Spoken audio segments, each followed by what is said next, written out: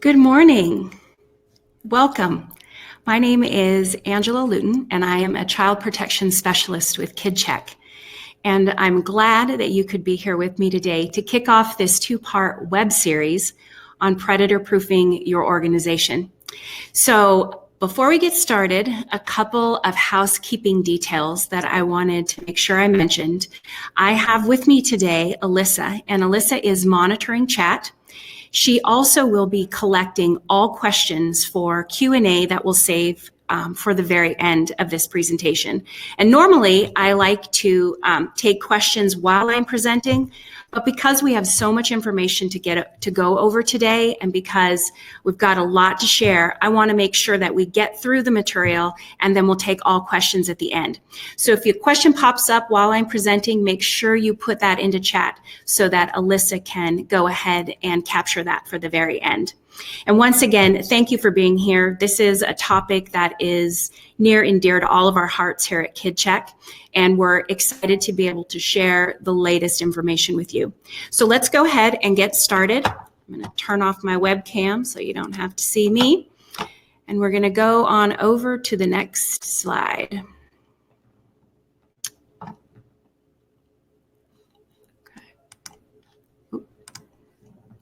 So today what I'm going to cover, we're going to talk a little bit about what the landscape looks like in terms of the numbers for both child and youth-focused organizations. I'll also highlight one of the #1 reasons that your organizations are often taken to court. We'll talk about predators, who they are, some of their characteristics. I'll highlight today 3 offender categories that you should be familiar with. We'll also talk about some of the changes that we've seen over the last probably 3 years in the grooming model for predators. So we'll highlight that. We'll also talk about some of the elements that you often see in organizations where predators are thriving. And, you know, it's unfortunate to say, but all that you have to do is spend about 10 minutes in social media, and you will begin to see the carnage that successful predators have left in their wake in all sorts of different organizations.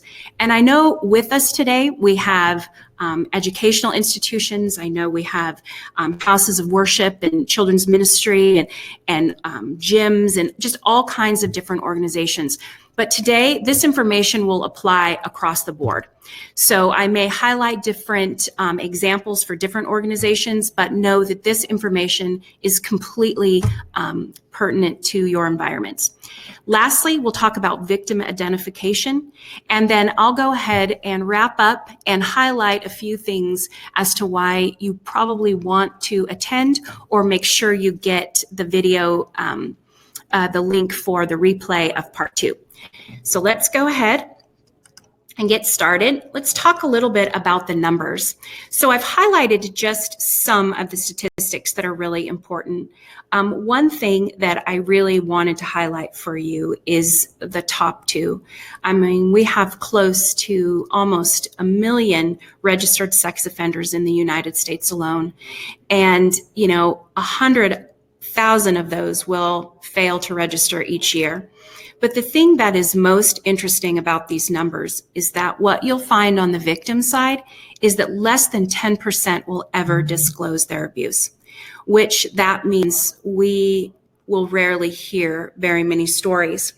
But a couple of other ones that I really wanted to highlight that aren't listed on my slide, just to make you think about the landscape a little bit more. Less than 10% of abusers are ever criminally prosecuted. And what this means for your organizations is that 90% of child predators will have no red flags on their background checks or any other way that you evaluate them. 90%, that's a lot of those that are coming in. And then 90% for those houses of worship that are with us today, I wanted to let you know that 90% of child predators identify as religious or highly religious.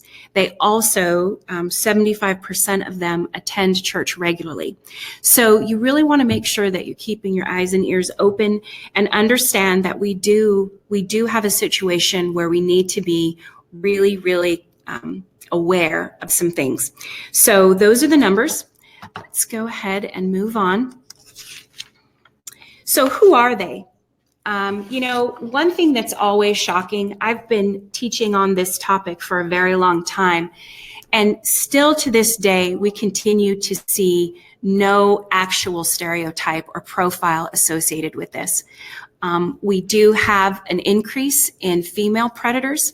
As you'll see on this slide particularly, we're at about, I gave you ranges here, 80 to 90% male, 10 to 20% female, but we're watching the female side climb.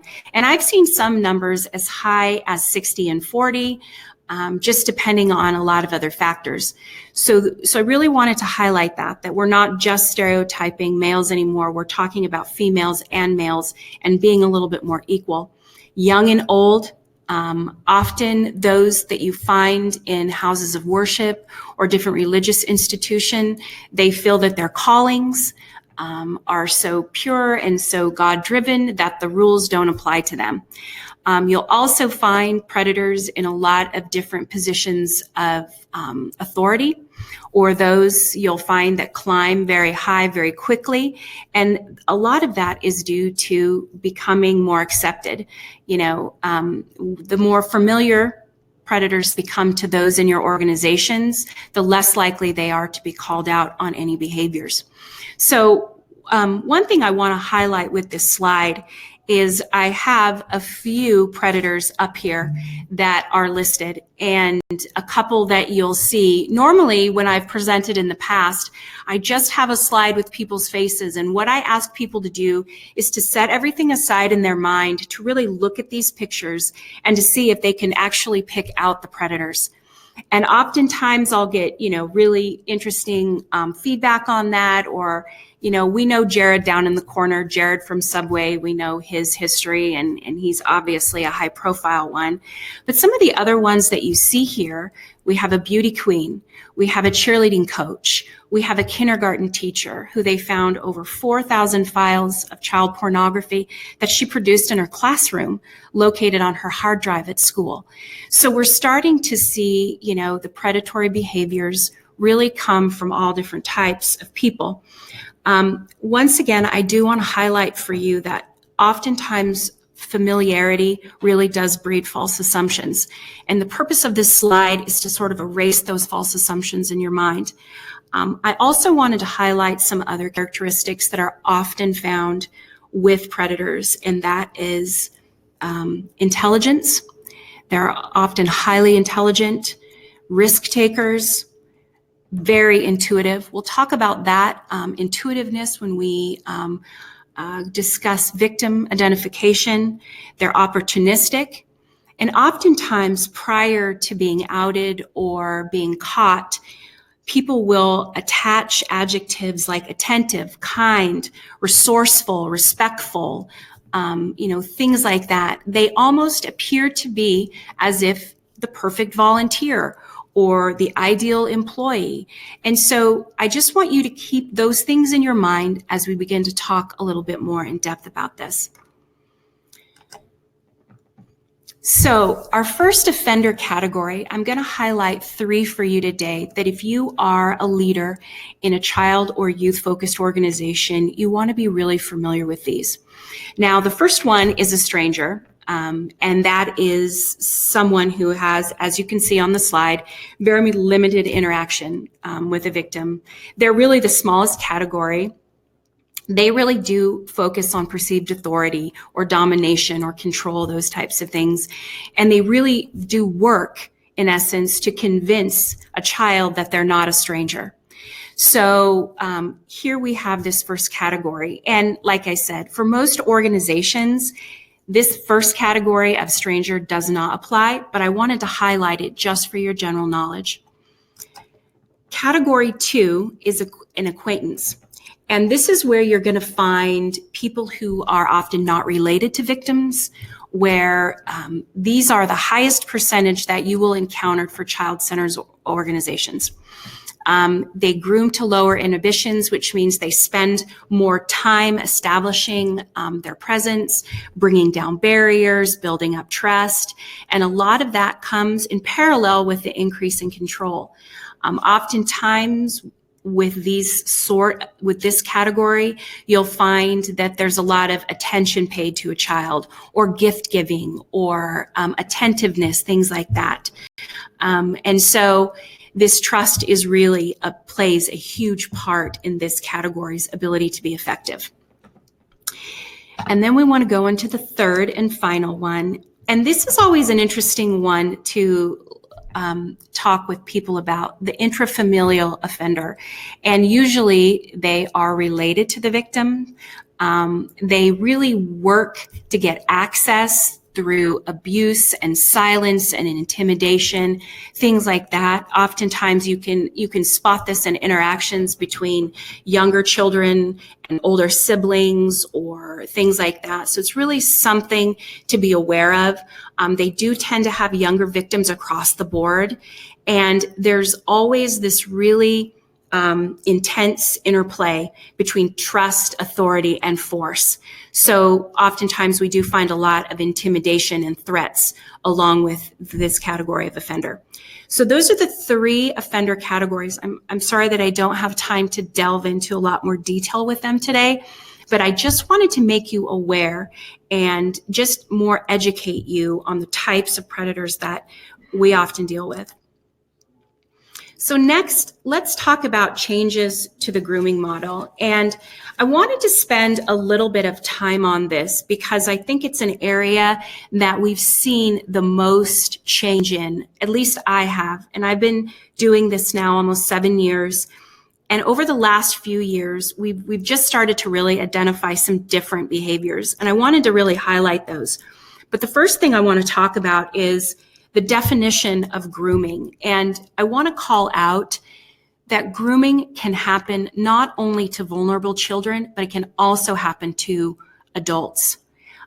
We've seen that occur several times, and it's one of the main reasons why predators are so successful in our environments today.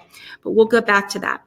So let's talk about the definition of grooming. It's the deliberate act of establishing an emotional bond that lowers a child's resistance, establishes trust, and helps a predator to gain what they want. The act of grooming is really a predatory behavior. And it tends to work on what we call a continuum, which means it starts with innocent behaviors and then it builds into more risky behaviors.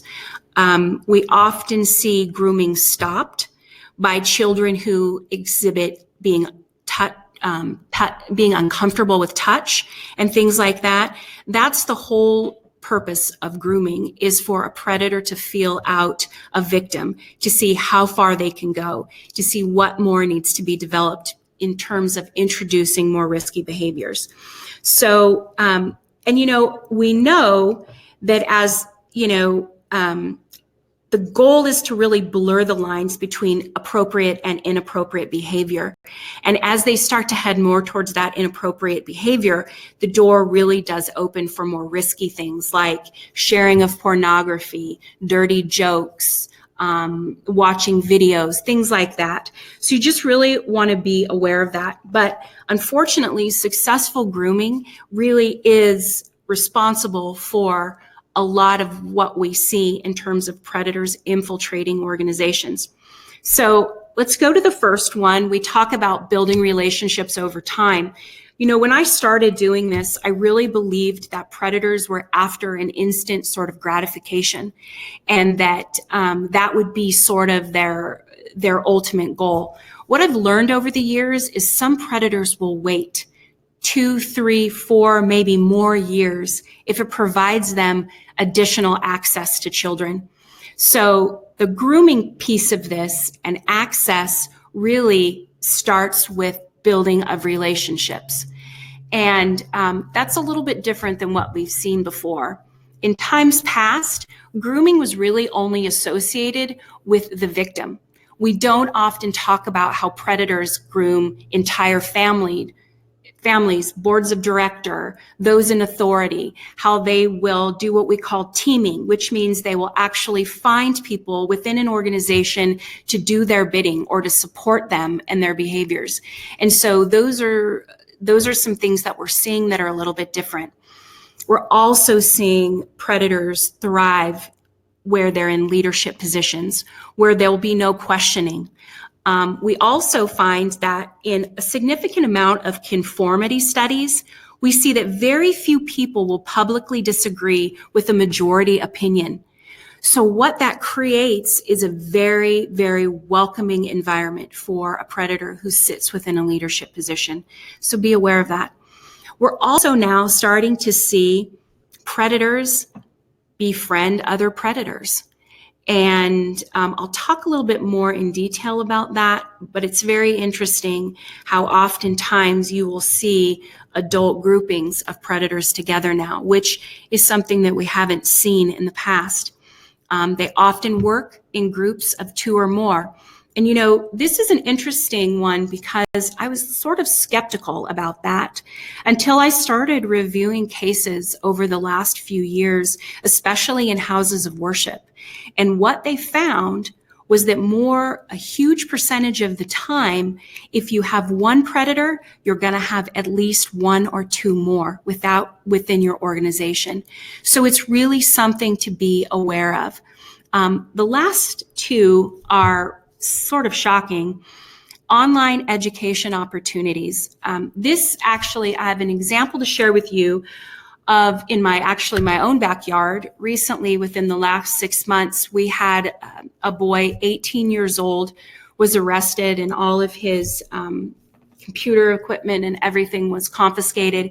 And what they found was that he had developed a community of people online, and he offered educational classes on how to target your victims, the most successful organizations to go after, how you present yourself, the words to say when you want to get access to children, or how to interview. They're actually educating each other online. And social media has really brought this about. It's given predators an opportunity to congregate, to train each other, to share information. And, you know, I just want people to be aware of this, that, you know, when we look at this big picture, it becomes a little bit more terrifying in that you start to realize how strategic and targeted and coordinated a lot of this activity is.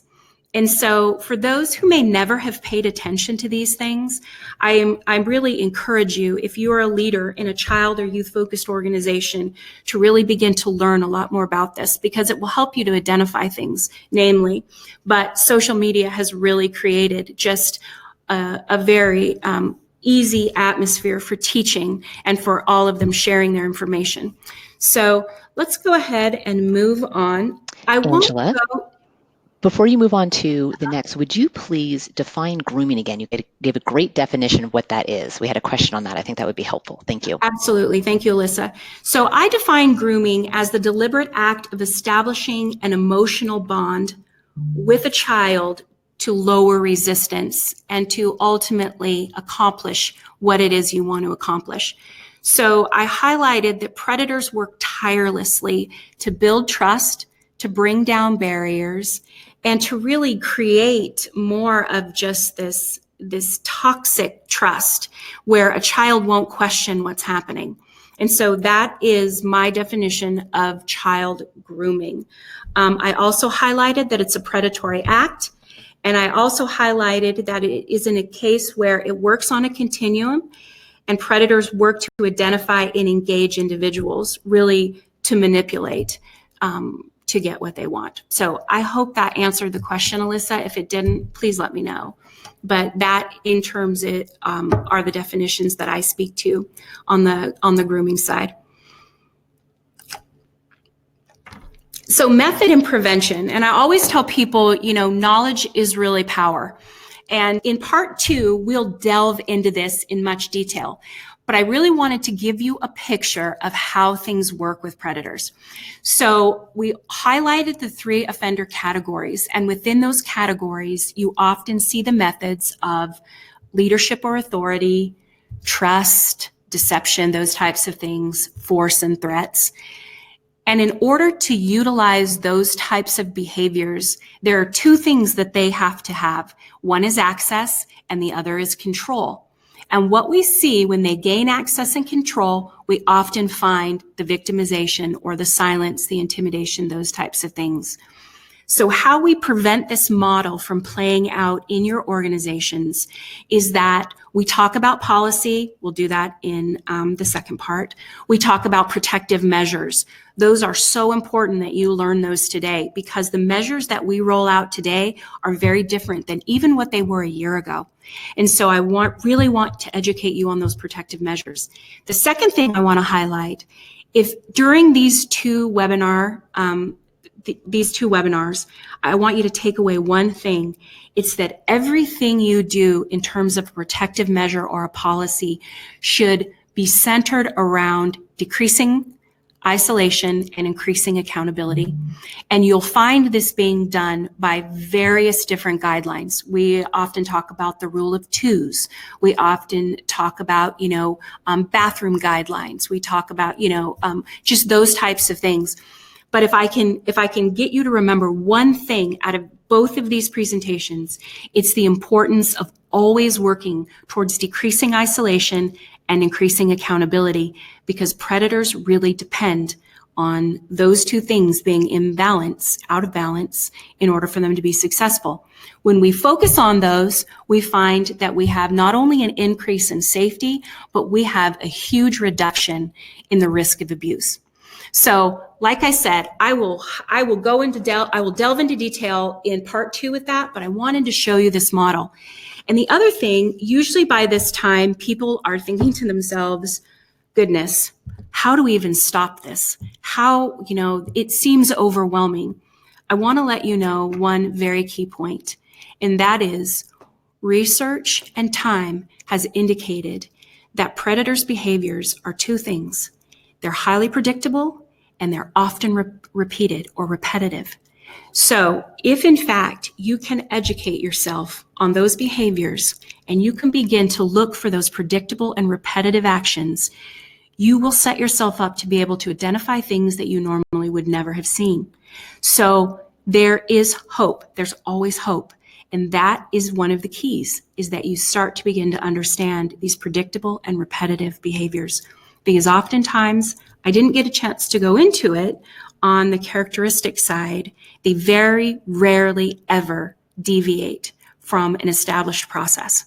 So keep that in mind. And once again, we'll delve into much more detail with this in part 2, but I wanted to highlight it for you today, just so that you kind of know where we're going and what we're thinking about.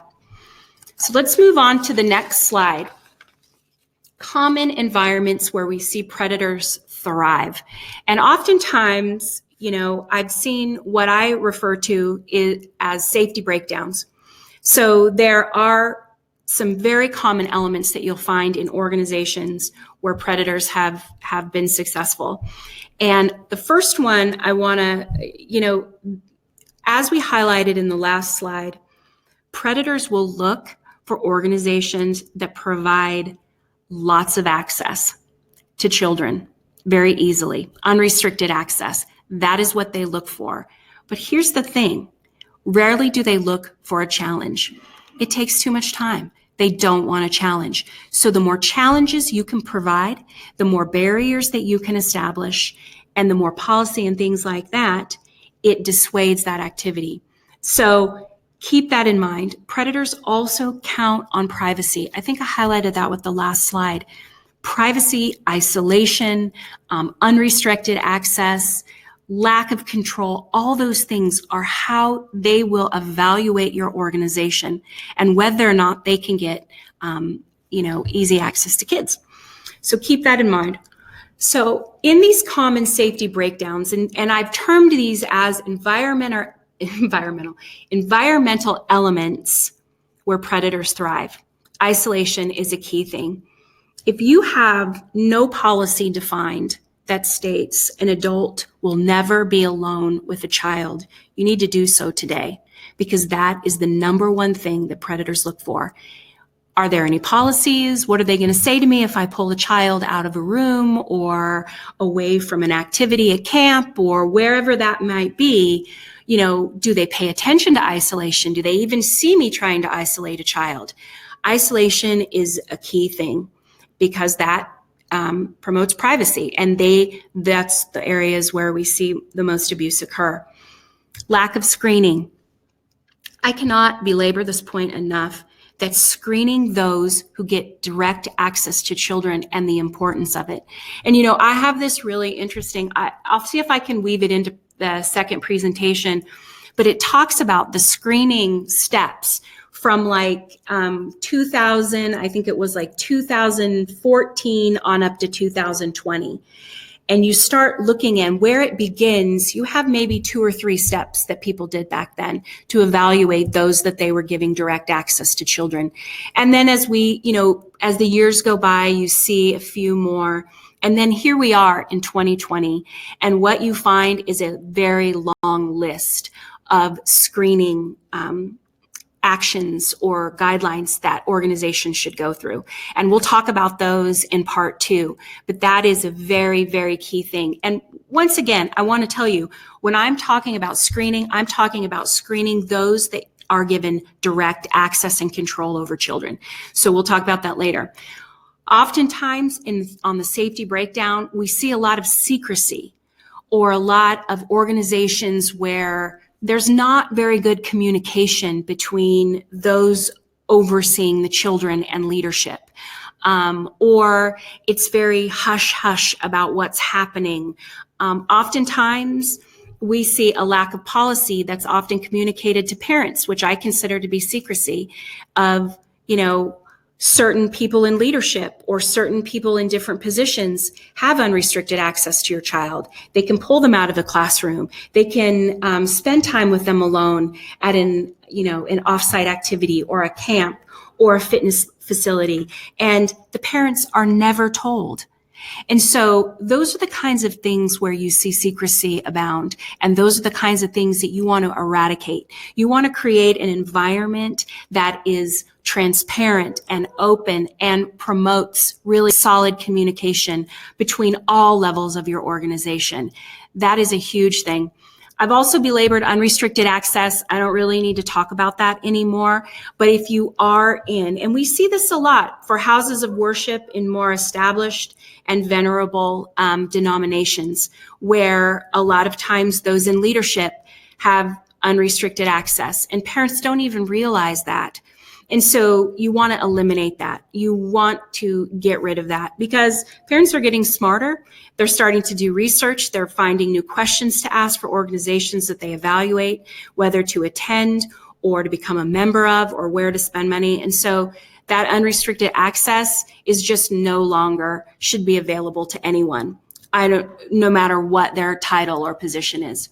Zero accountability. Here's one that always just gets to me. Oftentimes when you'll hear about things happening or a situation taking place, the question always arises, why didn't anybody say anything? If I'm a parent and I see a children's ministry director or I see a leader of my childcare organization isolating a child or taking a child somewhere on their own or having a strange behavior, why wouldn't you say anything? Why wouldn't you walk up to that person and say, hey, what are you doing with little Johnny today? Or why are you pulling him out of class? That zero accountability is really where predators thrive because they know no one will call them on the carpet. Nobody will question. And I really encourage you to promote the questioning, the asking, the awareness of yourself and those that report to you or your volunteers. There has to be accountability. And we really need to establish that from the top down. And so keeping that in mind. We've also hit low transparency, minimal discussion. This is really about pertaining to creating an environment that just is open, where you're literally talking about your commitment to child safety, where you are talking about the policies that you're putting forth, where you're talking about the training, your commitment to reducing the risk of abuse. this discussion, this continual commitment to putting that as a priority of your mission over these children is so important. As a leader, you want to be able to answer questions about why you're doing what you're doing. If there is an opportunity to present metrics on things like, now, in order for people to get access to children, they have to be 100% screened. Everybody goes through a background check. And not just one time, but those with direct access, we go through it once a year. And so just having those things in the discussion and having the open door policy where someone can come to you as a leader and say, hey, I saw this behavior, and you don't shut that door or you don't shut them down. You allow them to come in and speak their mind, and then you investigate together. That transparency, that sort of environment really helps to minimize risk. And then the last thing is what we often see is there's no ongoing education. So you may talk to someone coming in or starting to volunteer or being hired or taking on a specific role in your organization, and you may highlight your commitment to safety, or you may talk about, what you're doing, but then it stops right there. This should be an ongoing training activity where you're highlighting policy, whether it's in a 10-minute standing meeting once a week, where you're talking, about the rule of twos, or you're talking about transporting children to and from your site, what that looks like. All of these policies, that ongoing education doesn't have to happen. It doesn't have to be this huge sort of event, maybe once or twice a year. It can be little bits of information that cover policy weekly, keeping it right in front of people's minds and fresh in their brains so that they know how to identify things. And so that ongoing piece is really important. And what we see on the safety breakdown side is usually there's no ongoing education. Maybe it's spoken to once, but that's not a continuing thing. So these are the top safety breakdowns that I often see in organizations where predators are thriving, have been caught, or where we often see incidents occur. So let's go ahead and move on. Angela? Yes. Perfect timing. Before you move on, if you go back to that slide, we had some questions and thoughts on unrestricted access. Would you better explain a little bit what you mean by unrestricted access? And mostly, could you provide some examples to help people understand what that means? Absolutely. Unfortunately, I have a ton of examples on the unrestricted access. And where we have often found that is really in houses of worship, where you have a priest or you have a board member or a leader in the organization. We've seen it. I mean, within the last year, there was an example of a children's ministry director who had almost 40 victims under the age of 6. He could come to a classroom and pick out which child he wanted to pull out, and he would take them to an isolated closet.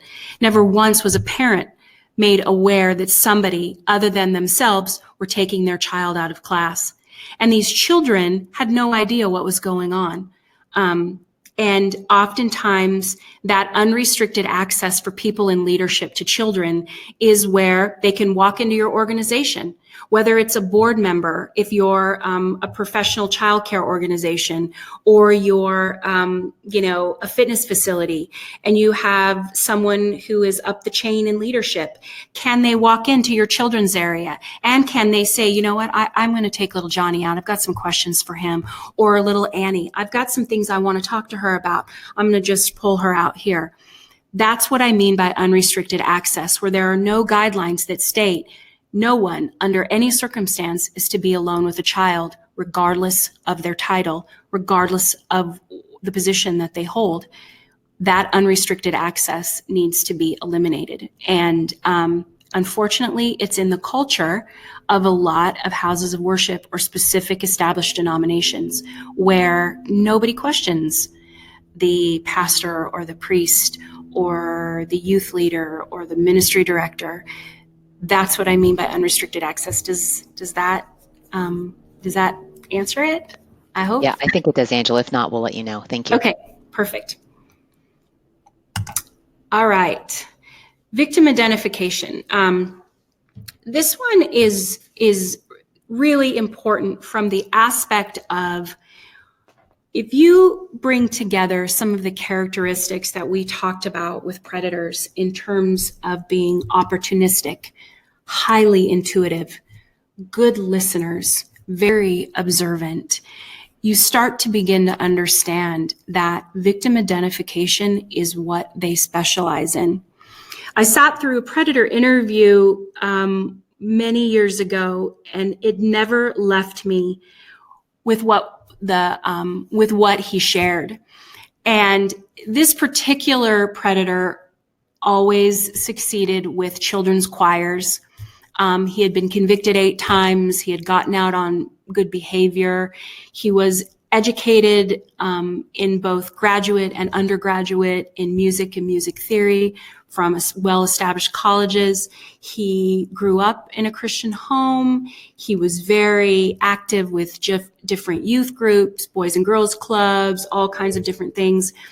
But the thing that struck me about what he shared was that when he would go to a church and he would offer up to start a children's choir, he said within hours or days, I would have access to sometimes hundreds of children.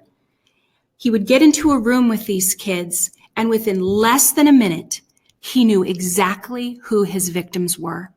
He knew that by the way they interacted with authority or teachers or those over the particular group. He would watch body language. Was it open? Was it closed? He would find those that were out on the periphery or those that acted up, those who were less likely to be believed. He said that within a minute, he would identify up to 3 to 4 victims, and that would start him on his path to grooming. And for me, that was a key learning about where they focus their attention and energy. And this victim identification is it. So some common traits that I want to help you understand so that as you're looking at your organizations, those who you often think are the least vulnerable become the most vulnerable all of a sudden because you're starting to look at different factors. So let's talk about the first one. Oftentimes what you'll find with victims is that they're passive, they're quiet, they're withdrawn, much like I just shared with you with the example. Predators are intuitive. They're going to find those children who have disruption in their life, who may be acting out, who may be hard, to believe because there's so many behavioral problems, those types of things. But this just withdrawn, out on the periphery, not wanting to engage or participate. We often see that. Oftentimes we see kids who have experienced extreme bullying, and a predator will seek that out. They'll find those kids who undergo bullying. And, bullying has a very unique connection to predators in terms of what they look for. And so I can't get into that today because it's really, really fascinating because there are some characteristics that are mirrored in bullies that are the same on the predator side. And so we see an increased narcissism and some different things, but I can't go into that today. But I just want to make you aware that those victims of bullying or kids who have experienced that oftentimes become targets, troubled, lonely, whether a child is experiencing depression or things like that. Those are the ones that predators will seek out. Disabled, that is a big one. And unfortunately, I don't have the stats to share with you today, but for disabled children, they don't have voices. They can't speak. They can't tell you oftentimes articulately what's happening to them. So they have a very high percentage of becoming victims, or those that are too young to even tell you what their experience is or what is happening to them. So we find that a lot. Those who have already highlighted don't respond well to authority, pushing back, not engaging, on the periphery. Maybe those that are a little bit angry or misunderstood. You find that a lot. children who have strained family structure, whether they're going through a divorce or a new situation with two parents or blending of families or whatever that might be. Oftentimes in our business, we see a lot of custody situations happening. And so you just find that strained family structure where oftentimes a child is put to the side while the parents sort of figure out what's going on or, what's happening. Foster children, they have a 10% increased risk of becoming victims, which is it breaks my heart, but there's so many stats that often say kids who are fostered really do become victims quite easily. And then the last one, single parents with live-in partners. They're the highest risk children that we find, even higher than foster children, because oftentimes we see a specific type of predator will go after those with children. And it's once again that building of relationships, those types of things. So these are not all, but some of the top things that we see for victim identification. And why I highlight this is because oftentimes those who sit through these types of trainings, I would hope that once you have this information, you will look at your organizations a little bit differently and that you will start to take action and design policy and procedure around some of these most common characteristics for victims. And, whatever that looks like, it's different for every organization, but being able to know which children are most at risk and what you should be looking for is really, really important. So I think that pretty much concludes all the time I have on this one today. The last thing I want to do is talk to you a little bit about part 2. And even if you can't attend in person, which I always highly recommend that you do, because we begin in this particular one to learn what other organizations are doing. Oftentimes they'll share how guidelines have changed or policy that they're setting, or they'll talk about their child protection policy, or maybe the fact they've never had one, or they're working to establish one, or just different things. There's always a lot shared in these types of sessions. So if you can attend, I hope you will. But some of the things we're going to cover, we're going to talk about prevention and what that looks like today. And I'm going to give you some methods for establishing prevention and how they can work. I'm also going to talk about protective measures.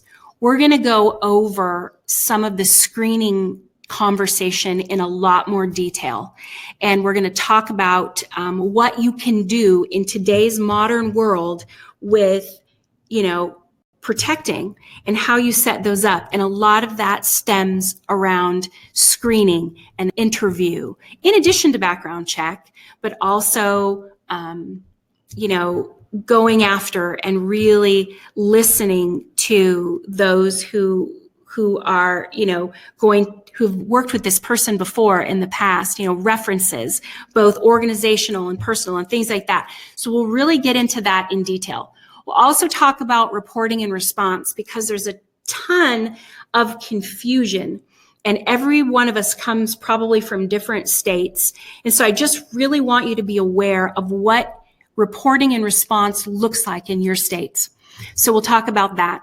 We'll also highlight, what to do if a child discloses. I often, when I teach in person, get this question almost at every workshop, and that is, what exactly do I say when a child discloses abuse in my organization?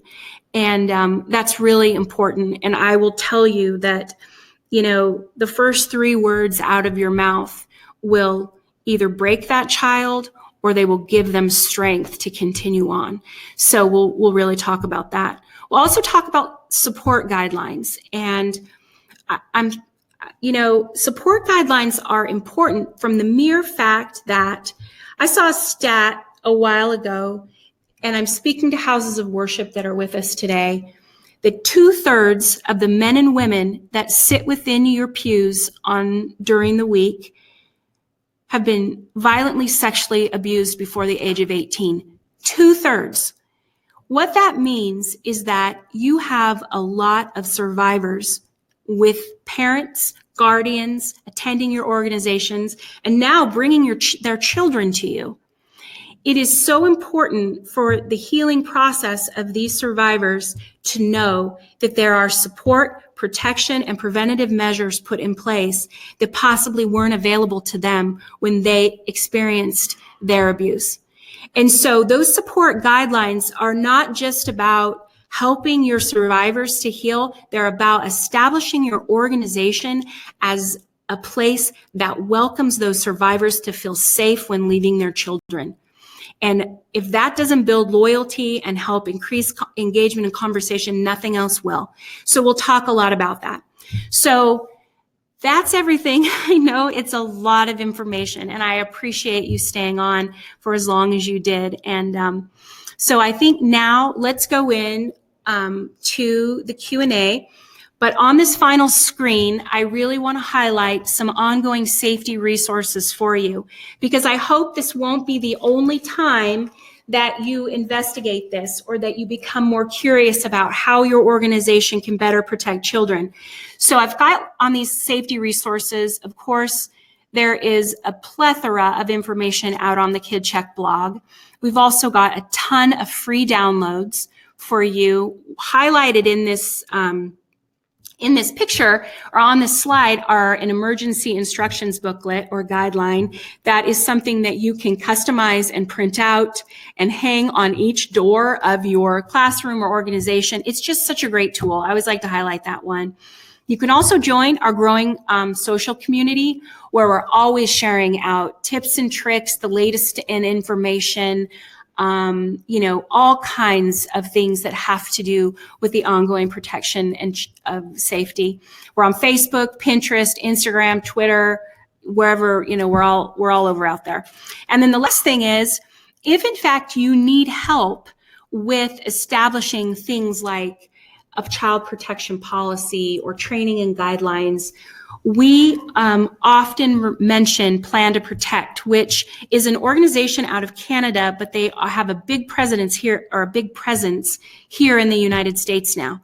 And so they are a fantastic training organization for, frontline training as well as policy development, things like that. So I wanted to highlight that for you today. And then, of course, last but not least, I just want to share with you my contact information. My name, once again, is Angela. I'm a child protection specialist for KidCheck, and I'm always here for questions or information. If I can't answer a question, I'll certainly try to find the information for you or give you a direction that you can explore. But there is my contact information. So let's go ahead. We'll go back to the resource page. I'll show you my unsightly mug again, and we can go to the Q&A. Let me put up chat. Okay, Angela, thank you. Great information. We have a couple questions.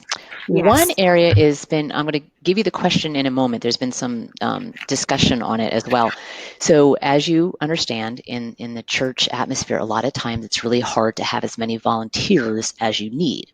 So there's been a lot of discussion on how to help people understand, even though there's a mindset, it's a safe community, it's a small community, everyone will be fine. We need to still make sure that we are never leaving adults and children alone together. We need to follow the rule of two. We need to have 2 people around, or security cameras, or different things we need to do. So we've been discussing this a lot, but the actual question that originated that was the idea of, let me get back to it here, is it okay to have one teacher in a class with multiple kids as long as you practice the open door policy? And this is someone in a church setting. And as you can see, there's been a lot of discussion on, no, it's probably not the best way to approach it, but there's truly an understanding on how difficult that is sometimes. Katrina, who's been asking the question, they're working really hard to improve their safety. They have a church security team. We've talked about how they can be a resource. Well, what are your thoughts on that? What are some other things that they could do or options to make it so there is not just one teacher, even if the door is open? Absolutely. That's a great question. And, I know that it's a situation that oftentimes smaller churches really experience. But, it's really the reason why we talk about the rule of twos all the time. There should never be one adult with multiple children ever. And the reason that is because, 25% of molestations occur in the presence of other people. And people don't even understand that it's happening. And we've had several instances over the years where churches had discovered that children, even with 2 or 3 adults in a classroom together, had been molested by one person volunteering. They had no idea. And they followed the rule of 2s. And so you dramatically reduce the risk of abuse by having 2 sets of eyes, 2 adults that are accountable, not related, not married in any way, watching over children. Now, if in fact resources are tight and you're not able to have 2 people in a classroom, here is my suggestion. You utilize your security team, whether you have someone that stands at the door and watches. You make an effort to always have a second pair of eyes there. You talk with parents and you explain to them about how your policies are changing, how you want to increase security, and you ask for more parent volunteers, or you directly go to people who are screened and validated to have direct contact with children, and you explain your situation. You start talking about it and why it's so important that you as an organization follow the rule of 2s always. In addition to that, when you only have one adult with multiple children, it's just not a good idea from the he said, she said standpoint. As a volunteer, it protects you as well to have another set of adult eyes in there to make sure that everything is above board. We have seen situations where older children, have made comments when one adult has been in a classroom and that adult had no defense for themselves because there was not another adult in there. And so it's just never a good idea. And looking at additional resources to leverage, like your security team, additional parents, whomever you can reach out to and explain why that's not a good idea are the next steps that you can take.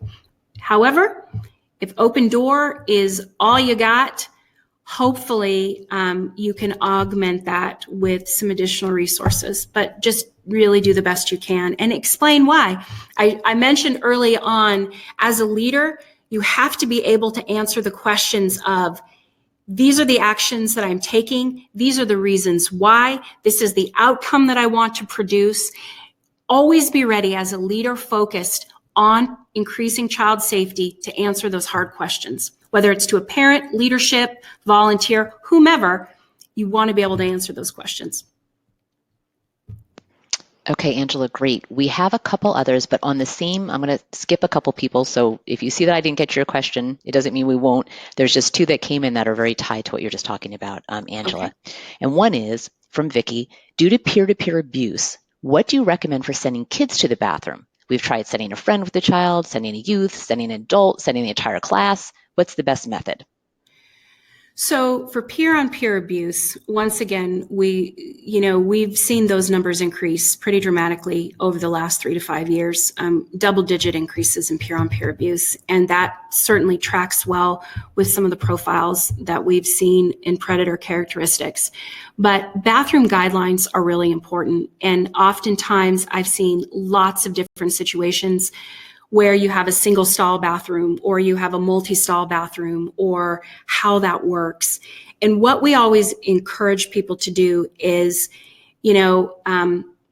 either having someone in the bathroom that can be able to monitor things at the door, not going in, but monitoring things at the door with the door open. If it's a multi-stall, if it's a single bathroom, making sure that children understand that not more than one children goes in that single stall by themselves, or not more than one at a time. Your bathroom policy guidelines are really going to revolve around how your setup is.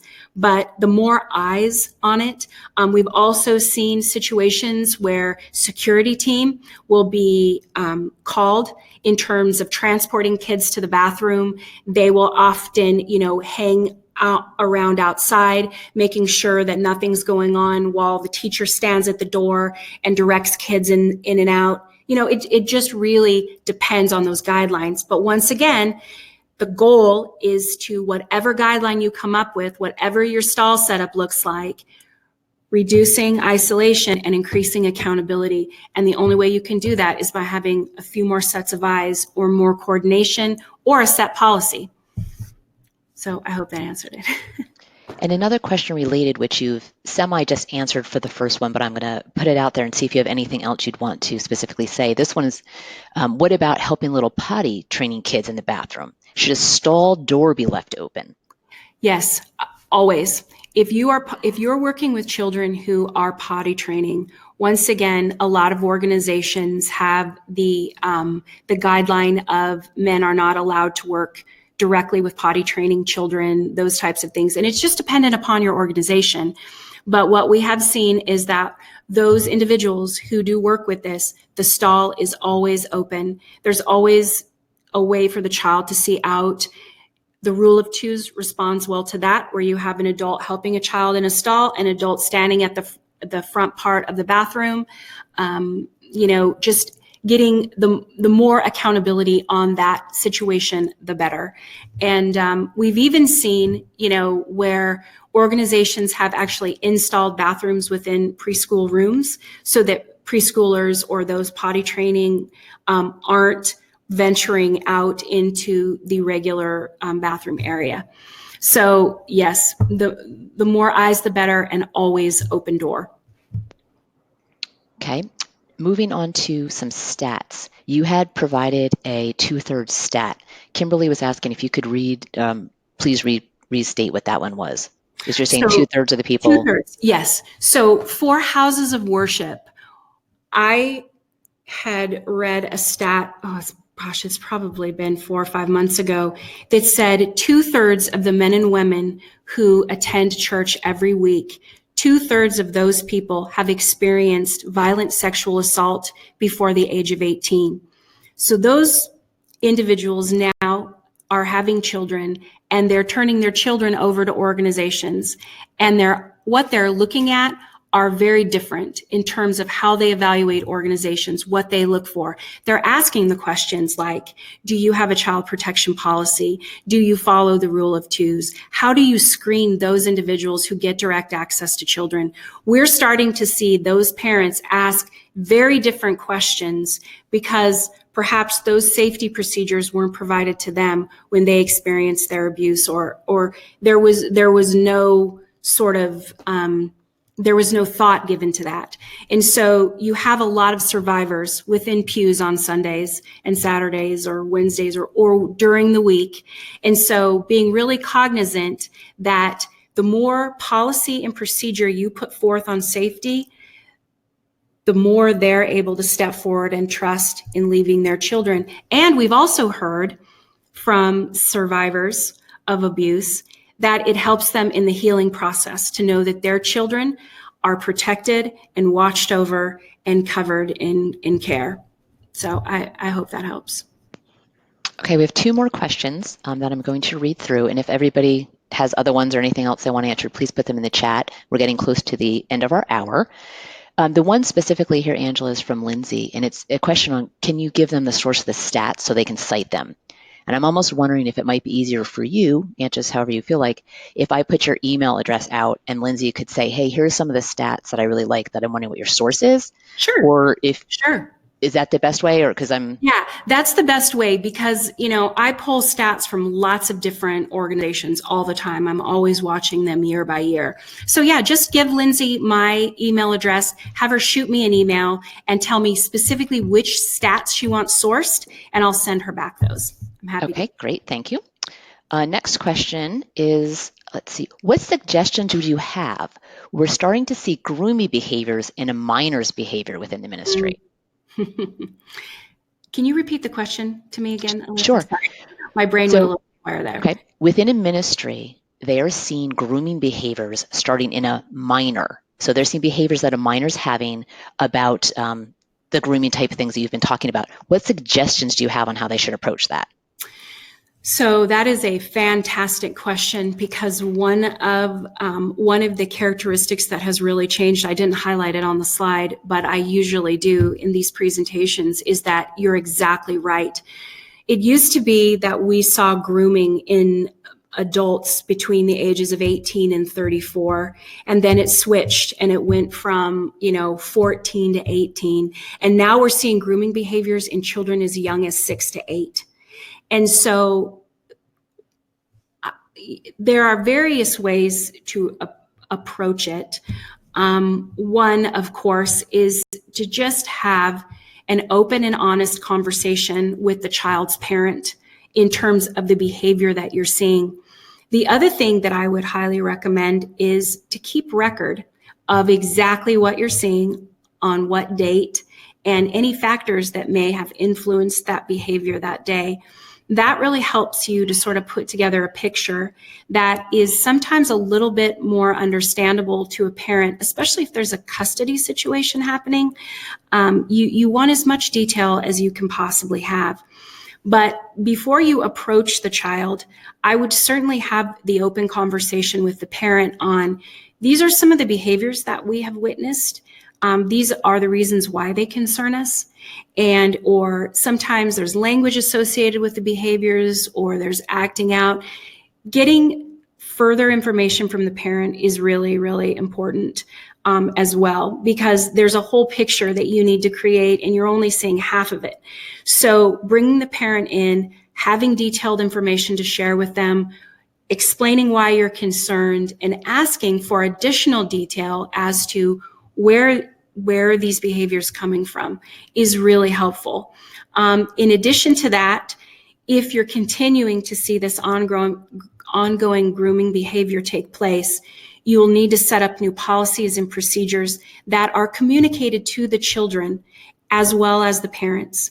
So you may put forth things like, in our organization, we don't allow one-on-one time, or we encourage you not to be alone with any, you hear what I'm saying in terms of talking to the children so that they are aware of what is appropriate and inappropriate behavior. Because sometimes we forget to mention to the kids the policies that we put forth and why we put them forth. And of course, we would say it differently, but also working to educate the children on what's appropriate and what's not appropriate is helpful too.